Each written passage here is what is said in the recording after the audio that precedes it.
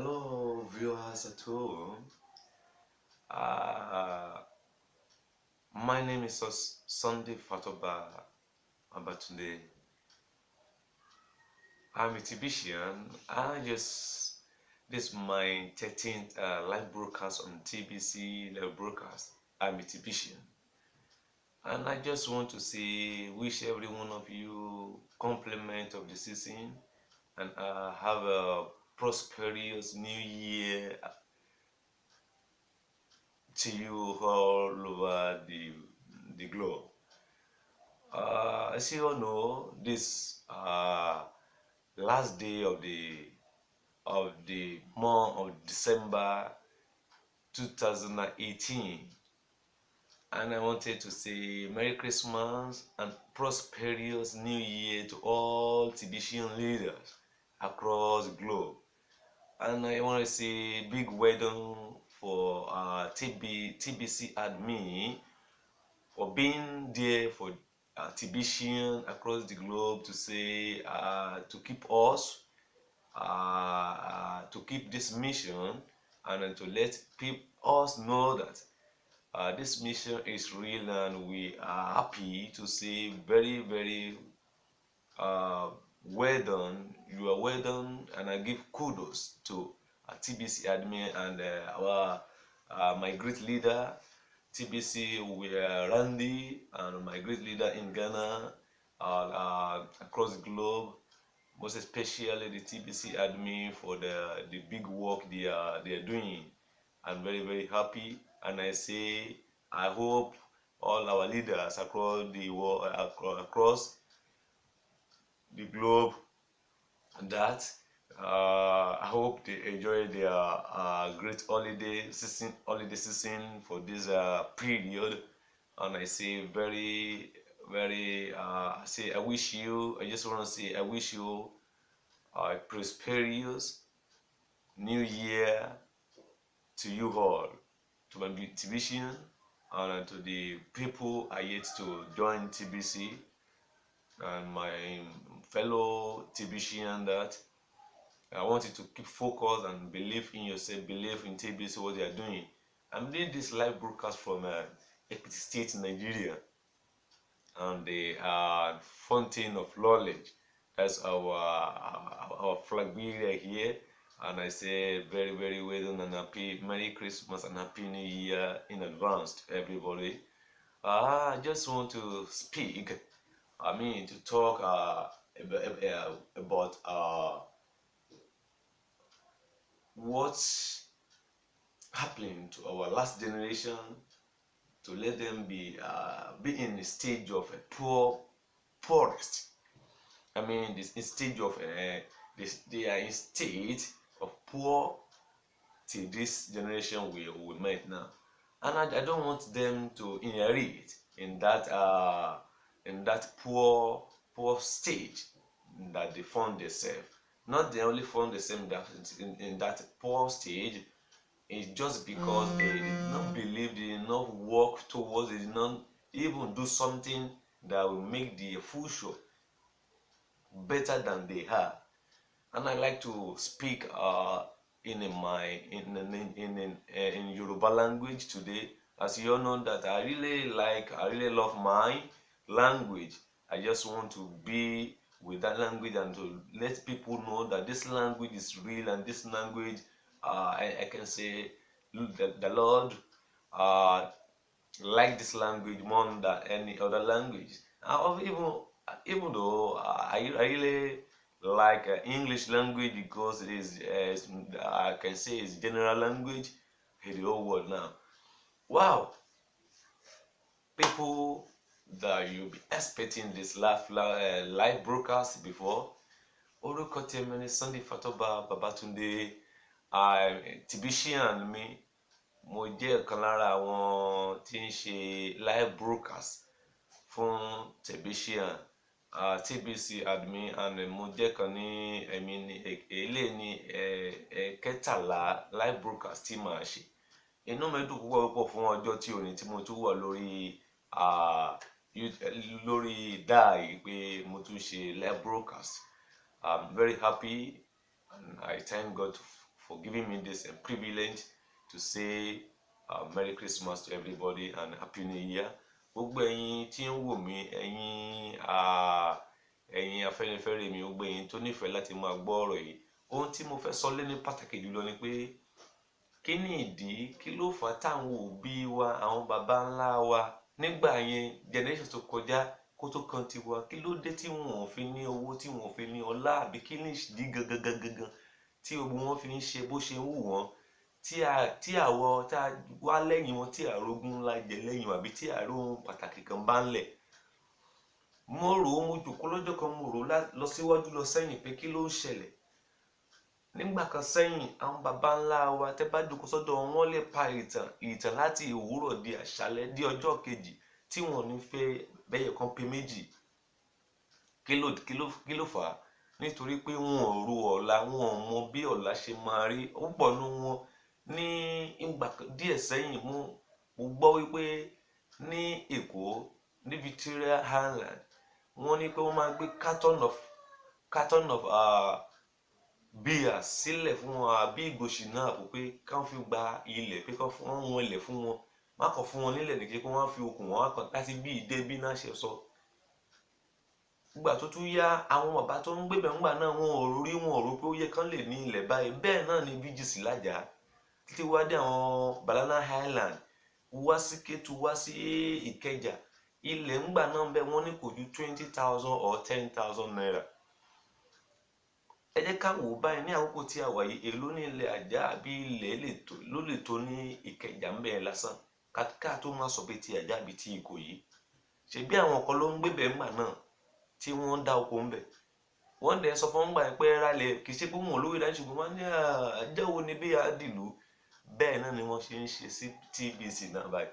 Nígbà tá à ń sọ fún yín pé cryptocurrency ó ti ń ṣẹnu dáadáa, ẹnu ẹ̀ ti ń dùn dáadáa báyìí, ṣe pé by year 2020 people will be asking, how did you do this? Where did you get this information from? And we are telling people now to join this. It's just like free something now. I could remember my kudos to my upline, my sponsor. Nígbà tó ń pè mí ńgbà yẹn pé Sunday TBC wọn ta wá join pé kíkan join free ńgbà yẹn ni, kíkan mú just 10,000 naira kí n join kí n lè purchase nígbà náà. That was 2016. Nígbà tí TBC ṣe establish ńgbà yẹn, because TBC was established on 2nd March 2016. And this my sponsor called me, gave me notice nígbà yẹn ní around June sí July. Ẹ rí pé kò pẹ́ sí dáhùn bí mo tẹ́ pọ́n kọ́ sọ pé wọ́n kò fi gbà kí ni lọ́fẹ̀ẹ́, ṣùgbọ́n I was not interested then, but now I work so hard to join this TBC and I saw what I have. But ẹ jẹ́ ká wò ó ńgbà náà sí àǹfààní tí mo rí àti gba àǹfààní tí mi ò rí ńgbà náà lọ. Mo kàn ní then kò lẹ́tọ̀ọ́, kò necessary kí n ṣe irú nǹkan bẹ́ẹ̀. Ó lè jẹ́ pé fraud. Now today I can tell you that it's not fraud, this is not scamming, this is not scam center. This is real vision and real mission for the house to make 1 billion people to become millionaire, to make 1 million people to become billionaire. This is what I'm going to tell you. Ẹ wo, nígbà náà làwọn báyìí wọ́n ń rí ilẹ̀ lọ́fẹ̀ẹ́. Ẹ jẹ́ ká tún wò wá sọ́dọ̀ wọn bí mo wo Èkìtì náà ní ìlú Adó Èkìtì. Tó wá fẹ́ ralẹ̀ ní ẹgbẹ́ títí báyìí nílùú Adó Èkìtì wà ní 15 to 20 million naira. But nígbà náà làwọn wá ní kẹgbẹ́ kàtọ́ ọtí kan wá kẹ́ fi gba ilẹ̀ ni. Wọ́n ń bẹ̀yàn ralẹ̀ pé kan mú 5,000 wá, mú 800 naira wá ńgbà náà.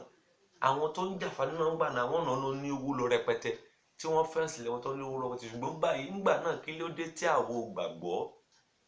Àwọn bàbá náà ò gbàgbọ́. Ṣùgbọ́n lẹ́yìn ìgbà náà báwo ni ìgbé ayé nígbà táwọn àlékò ńgbà náà wọ́n lo odidi oṣù 5 àbí wọ́n lo 20 years 30 years ní Èkó. Àwọn story by story ìgbẹ́ náà máa sọ ìtàn First World War, Second World War, ìtàn Hitler. Tó á sọ gbẹ̀ fún yín gbà báyìí ni àwọn ìjọba báyìí gbàjọba báyìí náà kọ́lé báyìí sí olé báyìí tán kọ́ sẹ́gbẹ̀ẹ́ bíbá ojú wọn ni àwọn olóṣìṣẹ́ ń bẹ̀.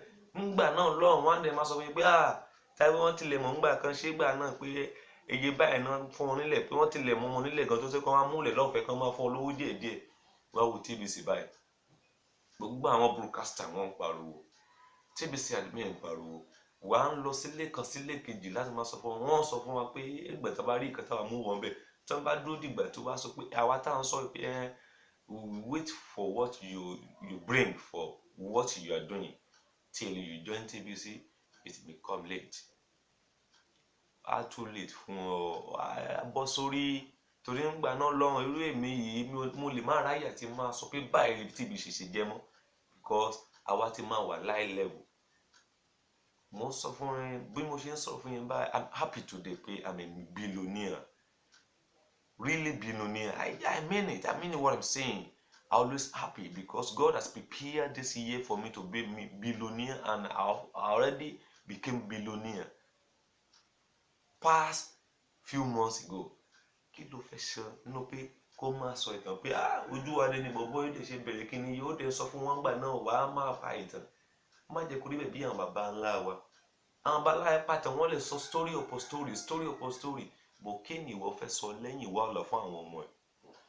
TBC ti wá láti dúró, cryptocurrency ti wá, èyí tí pé TBC ń lékè nínú gbogbo wọn tó pé ó jẹ́ ọ̀gá wọn tó ń sọ fún wọn pé invest today for your future purpose.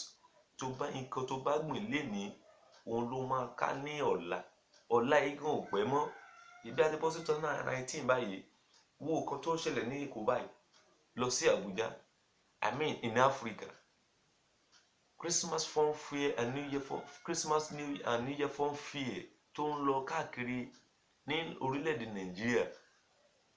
Lọ sí Igando, lọ sí Abuja, wá rí pé kringu TBC kringu coin olùná fi ń ra buy chicken, buy rice, buy provisions and oil, clothes, TV, home accessories, phone, laptop. Wo kan tí wọ́n fi ń ṣe this fun fair free in 100% TBC.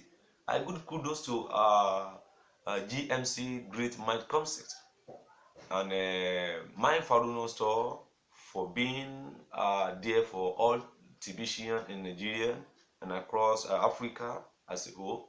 And I'm very, very happy to be one of partaker. Inú mi dùn pé àwọn GMC Great Mind Concept tí wọ́n ṣe Christmas and New Year fun fair fún àwọn ènìyàn ní 100%. Ó ń ṣẹlẹ̀ ní ìlú Ìbàdàn, ó ń ṣẹlẹ̀ ní Èkó, across Africa. Kí ló dé? Ṣé ó dìgbà tẹ́ bá dúró dìgbà tí pé tí gbogbo wa bá sọ pé ara gbogbo Nàìjíríà yìí tán?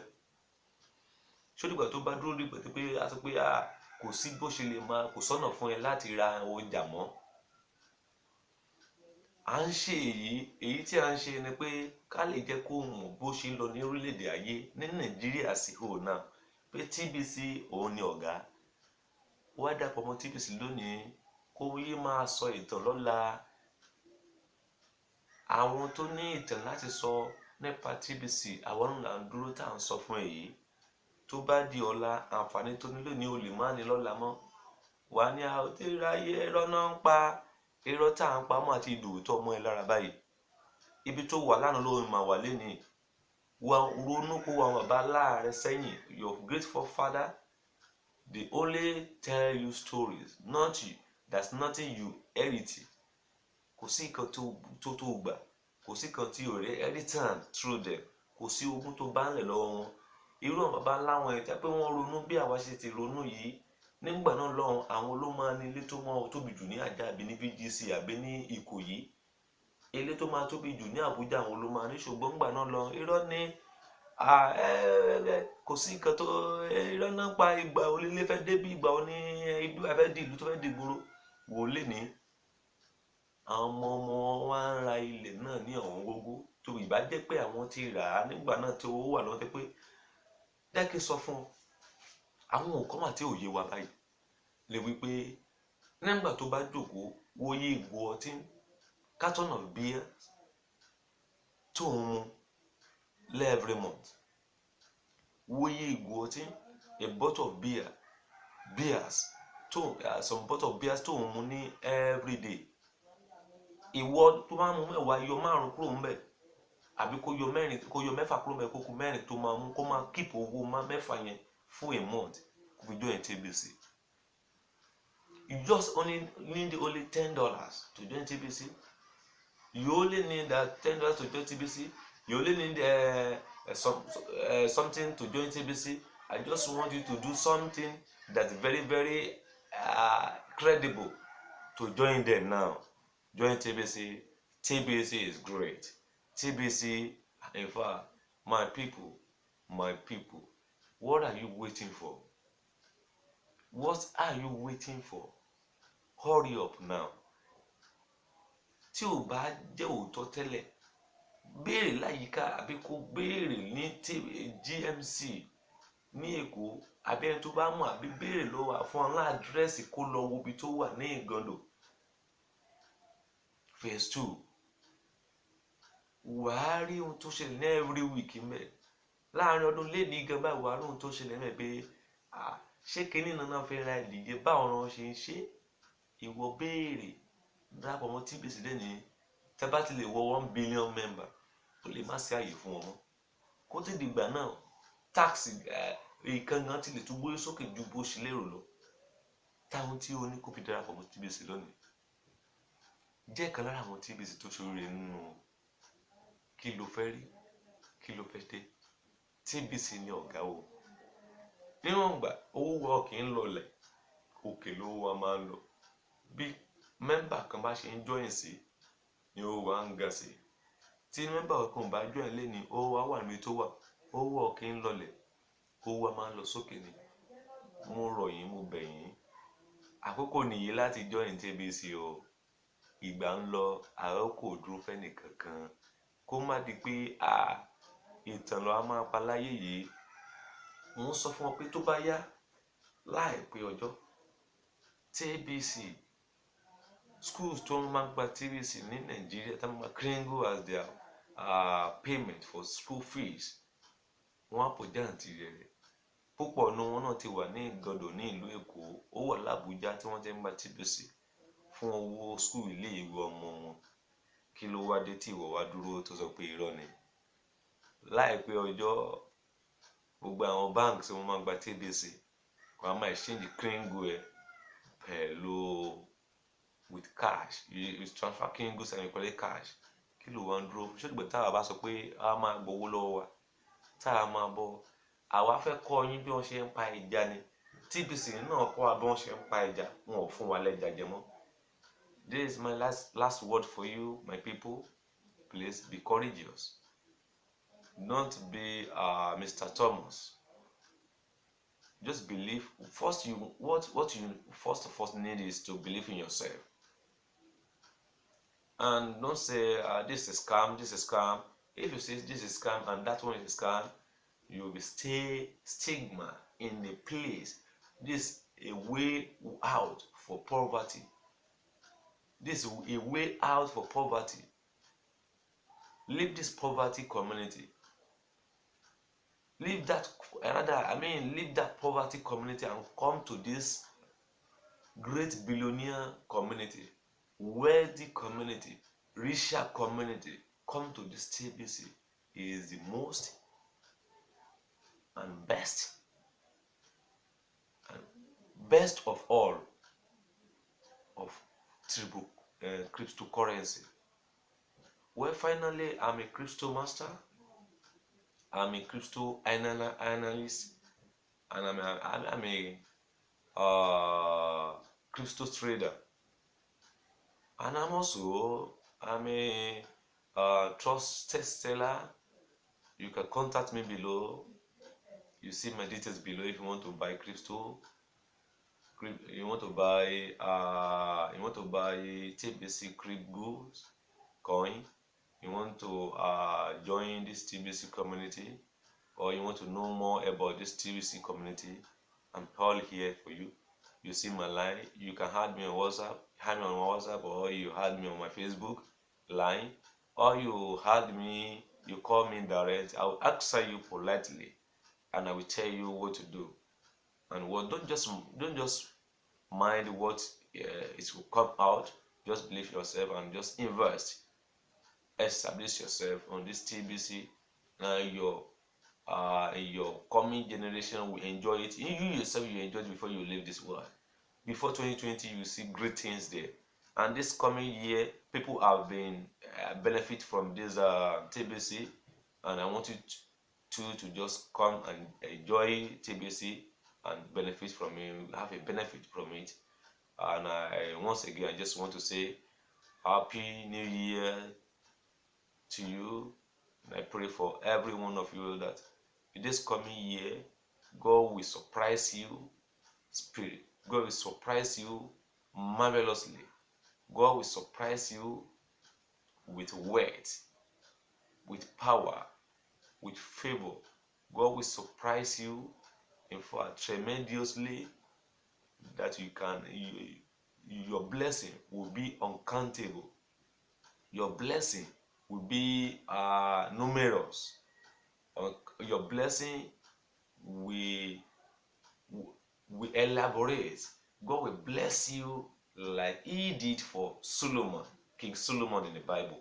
But what you have to do is just believe yourself. Think that this morning, assuming you are at home and maybe you are going to travel or you are going somewhere, you have 100,000 in your hand and it gets lost. Just do it like that. You see reward.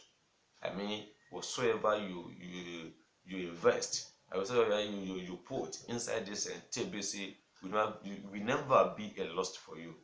You will gain it, and I mean it. You gain it times thousands times. That's what I want to say to you now. Kudos to TBC admin. You are highly well done.